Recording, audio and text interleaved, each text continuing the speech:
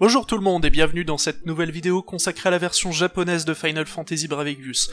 Depuis le 1er août 2017, nous avons droit à un nouvel event de Roi Mog ainsi qu'une bannière sur Final Fantasy IV.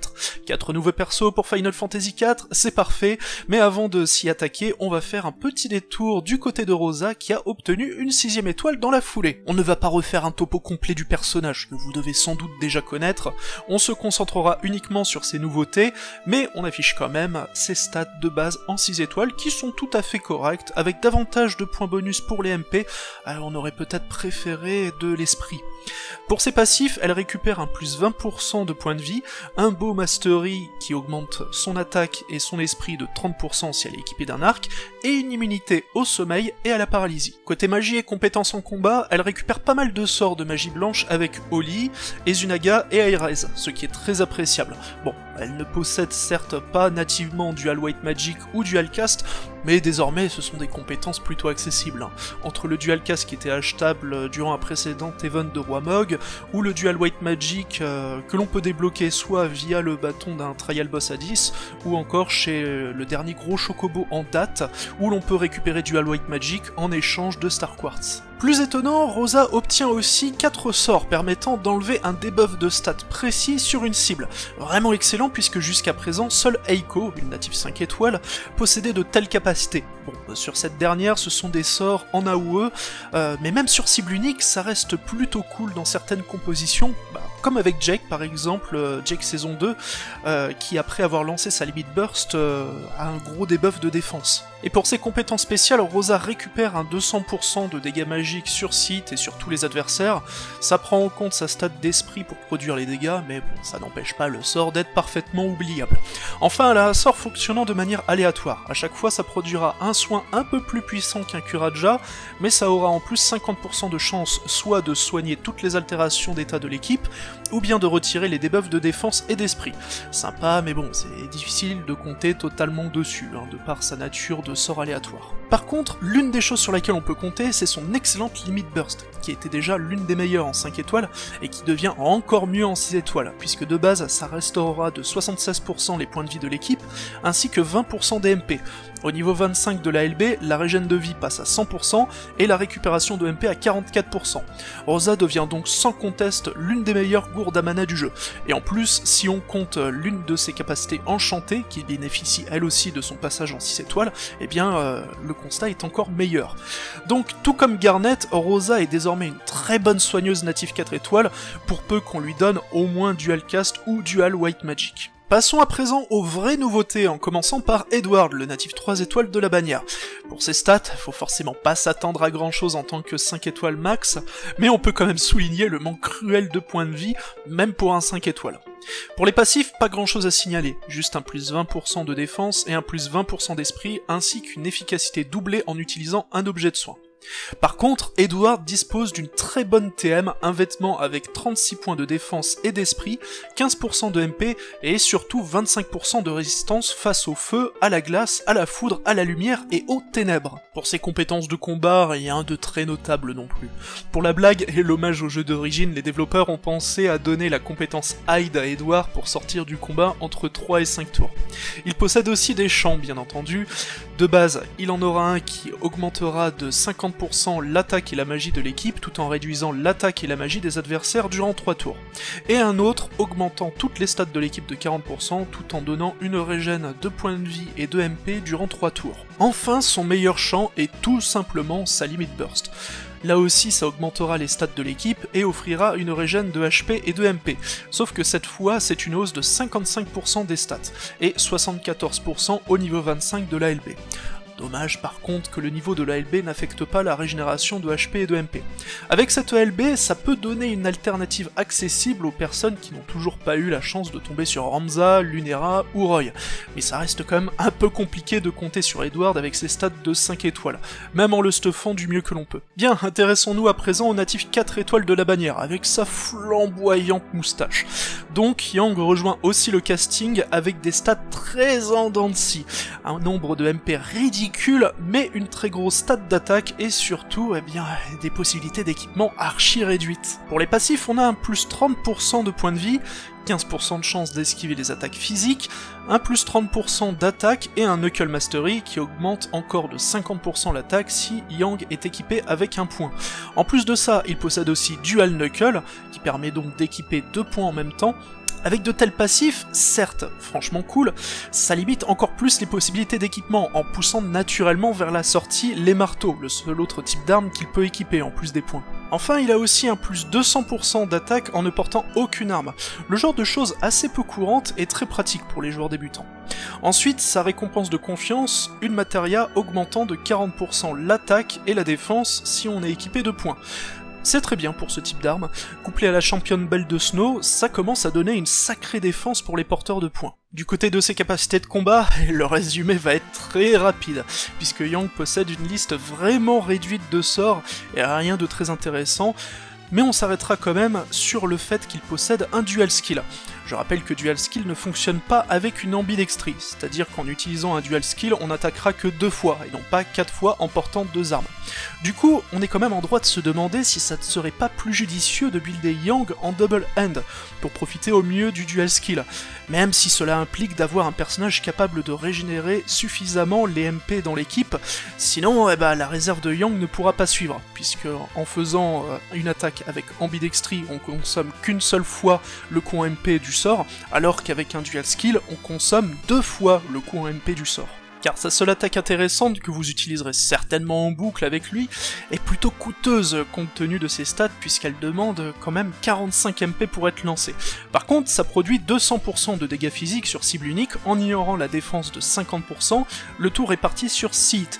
Très grosse puissance brute pour un natif 4 étoiles. Et enfin sa limite burst est un 600%, 840 au niveau 25, de dégâts physiques sur tous les adversaires et sur 12 hits.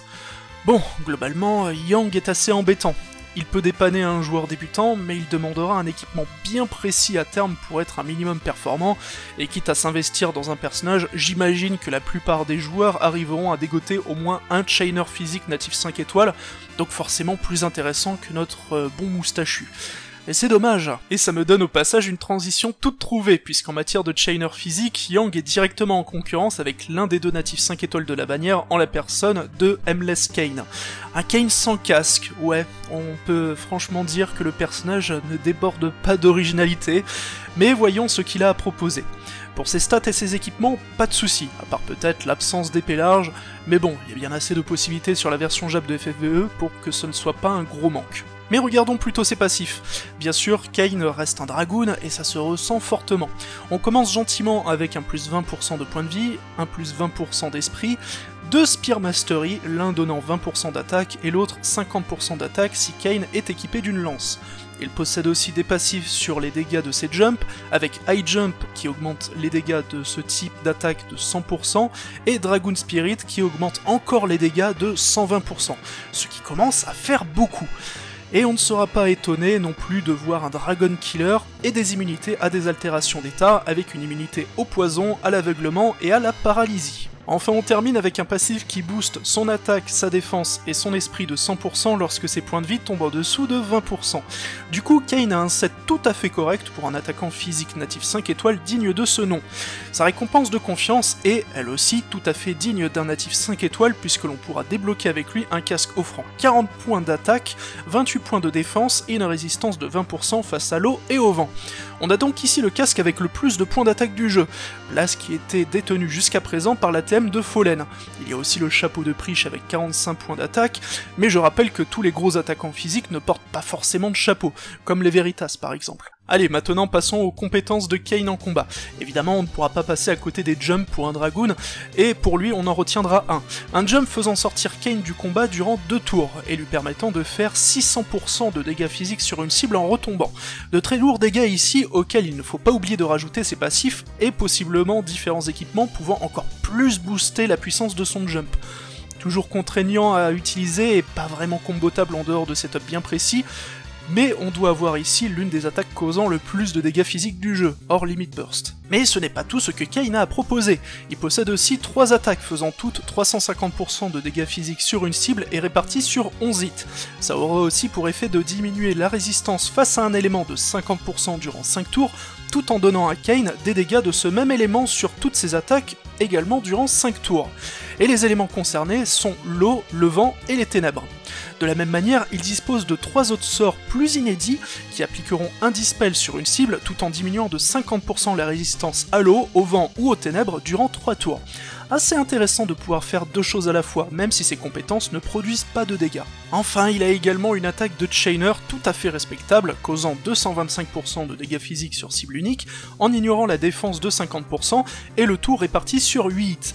Je n'ai pas pu vérifier moi-même, mais à l'allure de l'animation, ça me fait croire que Kain peut parfaitement comboter avec Knight d'Elita, ce qui serait une bonne chose pour varier un peu les duos de Chainer que l'on a l'habitude de voir. En plus de ça, la compétence lui permettra d'esquiver à coup sûr 2 attaques physiques qu'il pourrait recevoir durant 3 tours. Et on termine avec sa limite burst, pas plus notable que ça puisque c'est un coup à la fois sur cible unique et ne faisant qu'un unique hit de 450% de dégâts physiques, 570 au niveau 25, et en ignorant la défense de 50%. Une ELB dont l'utilité ne se justifiera que si vous décidez de builder Kain en double end, pour davantage se baser sur son jump plutôt que sur ses coups multi-hits. Ça, c'est à votre discrétion, mais en l'état, c'est un attaquant physique plutôt convaincant si on le compare à ce qui se fait à côté. De bons passifs, 3 debuffs élémentaires tout en ayant accès à ces mêmes éléments, avec des multiplicateurs de dégâts suffisamment élevés pour ne pas être déçu si on obtient ce personnage. Et pour boucler le tour d'horizon de la bannière, voici Kid Rydia, une attaquante magique qui arrive avec des stats et des possibilités d'équipement tout à fait standards pour ce type de personnage.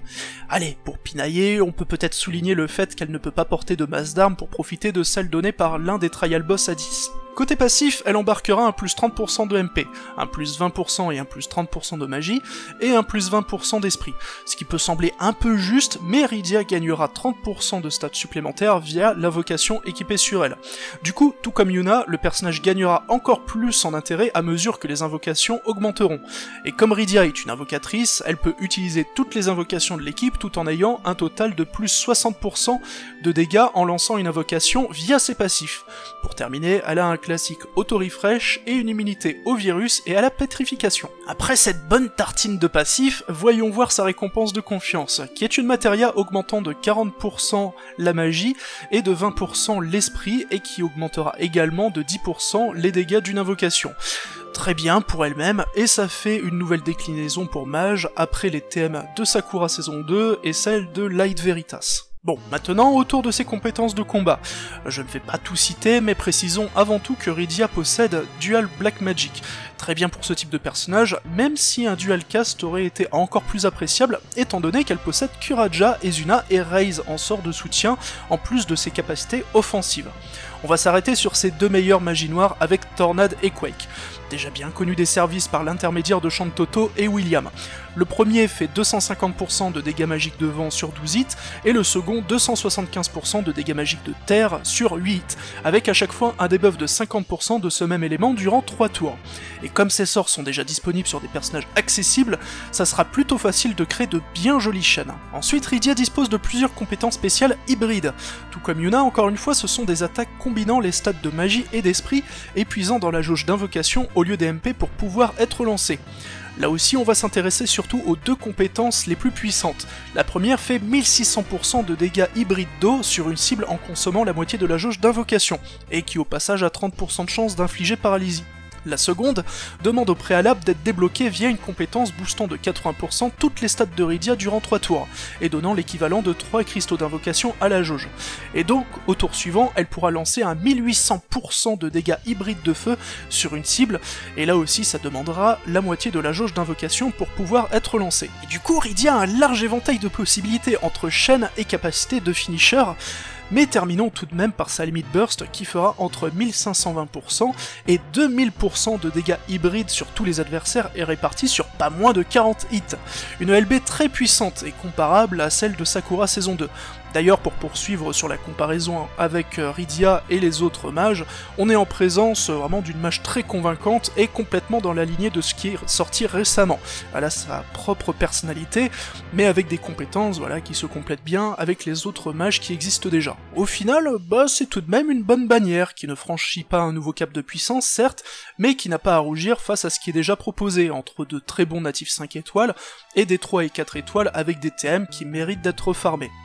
Et pour terminer, on va passer rapidement faire un petit coucou au roi Mog de cet event pour voir les nouveautés qu'il a à proposer.